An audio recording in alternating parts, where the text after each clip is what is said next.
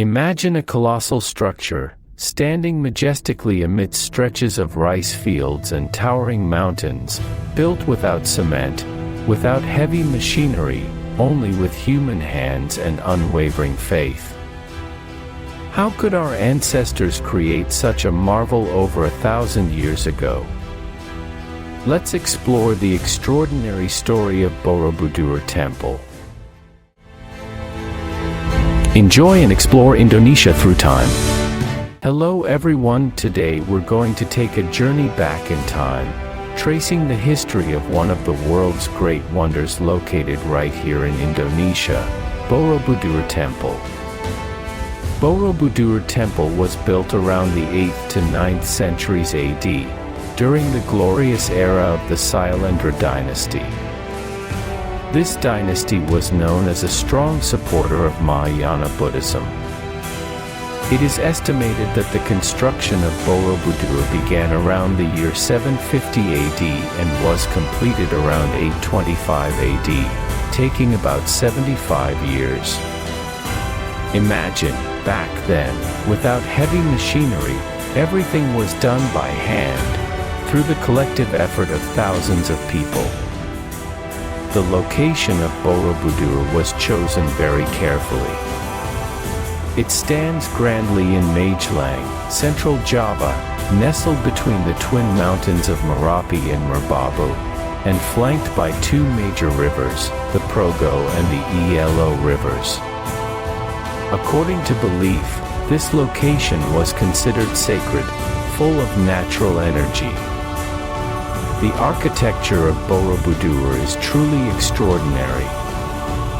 Its structure follows the form of a stepped pyramid, known locally as a pundan berundak, an ancient Indonesian architectural tradition.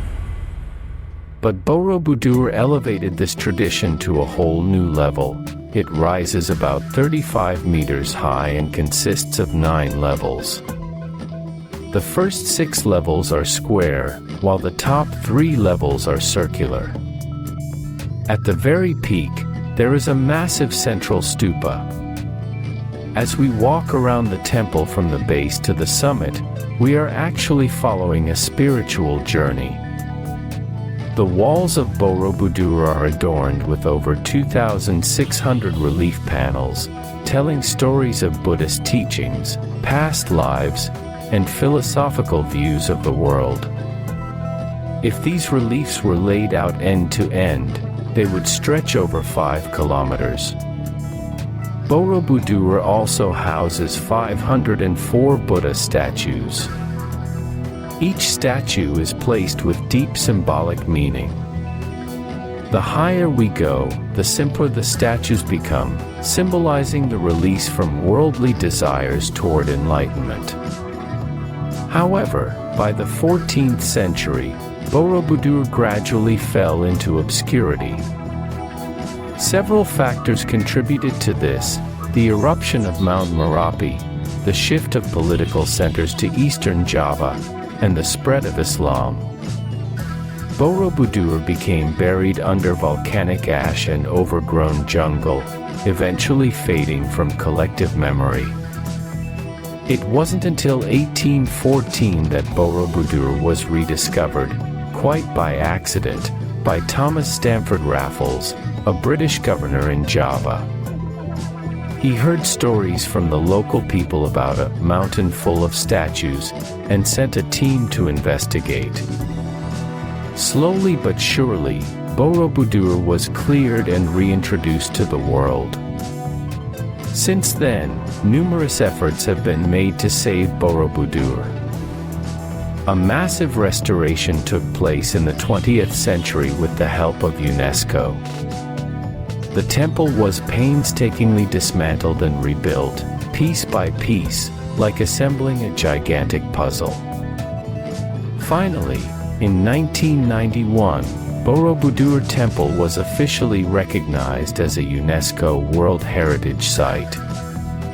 Today, Borobudur is not just a tourist destination. It is a spiritual center, a site for Vesak celebrations, and a proud symbol of Indonesia's rich cultural heritage. Borobudur reminds us that our ancestors were capable of creating profound masterpieces without advanced technology, driven only by spirit, faith, and collaboration. So, as we walk among its stupas, tracing our fingers along its ancient reliefs, we are, in a way, touching the breath of history that has lasted for more than 1,000 years.